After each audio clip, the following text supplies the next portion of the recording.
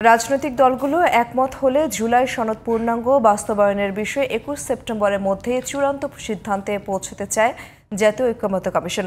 তবে ব্যর্থ হলে তা ২ অক্টোবরের পরে চলে যেতে পারে বলে আশঙ্কা করেছেন কমিশনের সহ-সভাপতি আলী রিয়াজ।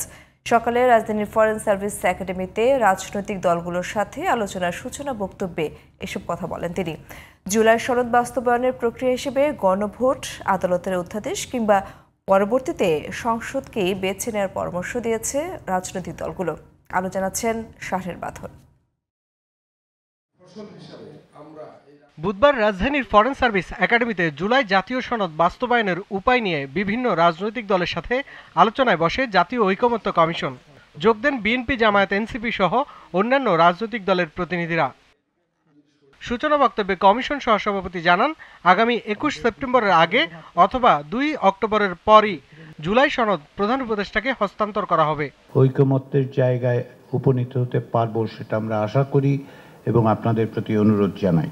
আমরা আশা করছি যদি আমরা ২১ তারিখের মধ্যে এক জায়গায় আসতে পারি, অন্যথায় আমাদের একটু সময় নিয়ে ২রা অক্টোবর বা তৎপরবর্তী সময়ে ওনার কাছে এটা উপস্থাপন করতে হবে। জুলাই জাতীয় সনদ বাস্তবায়নের প্রক্রিয়া নিয়ে বৈঠকে রাজনৈতিক দলের প্রতিনিধিরা বলেন, গণভোট অথবা ছাড় দেওয়ার মানসিকতাই সংস্কার ও জুলাই সনদ বাস্তবায়নের একমাত্র মাধ্যম হতে পারে।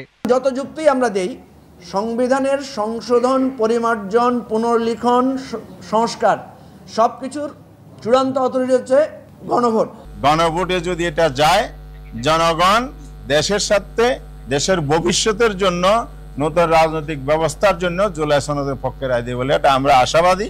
সাংবিধানিক আদেশ কিংবা গণভোট নয়, পরবর্তী সংসদেই সংস্কার বাস্তবায়ন চান কোনো রাজনৈতিক নেতা।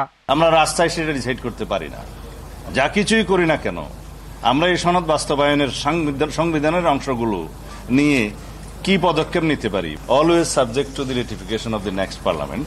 জাতীয় নির্বাচনের একটা পরিবেশ, একটা ক্ষেত্র তৈরি হয়েছে। এই মুহূর্তে যৌক্তিক হলেও আমরা ঝুঁকিপূর্ণ মনে করছি গণভোট সহ ইত্যাদি ইত্যাদি প্রস্তাবনাগুলোকে। একটা অঙ্গীকারনামায় স্বাক্ষর করব, সেই অঙ্গীকারনামার উপর ভিত্তি করেই আমাদের এগুলো সংস্কার কার্য সম্পাদন হবে। রাষ্ট্রপতি কর্তৃক সুপ্রিম কোর্টের কাছে সেটা ওনারা জানতে চাইতে পারেন যে এটা আইনগত প্রক্রিয়াটা কি হতে পারে। তবে ঐকমত্য তৈরি করে সংস্কারের সমাধান সরকারকেই করতে হবে বলে মত দেন অন্যান্যরা। এমন কোনো পদক্ষেপ নেওয়া ঠিক হবে না যাতে এই অন্তর্বর্তী সরকার যে নিয়মের মধ্য দিয়ে গঠিত হয়েছে, যে ধারাবাহিকতা আছে, সেটা নিজেই ক্ষতিগ্রস্ত হয়ে যায়। দলগুলোর মধ্যে বিভাজন আমার কাছে মনে হয় যে সরকার এটাকে উস্কে দিচ্ছে। সরকার চাইলে কিন্তু খুব সহজে একটা সিদ্ধান্তে তারা উপনীত হতে পারে। জাতীয় প্রয়োজনকে গুরুত্ব দিয়ে জুলাই সনদ বাস্তবায়ন করাটাও জরুরি বলে মনে করে রাজনৈতিক দলগুলো।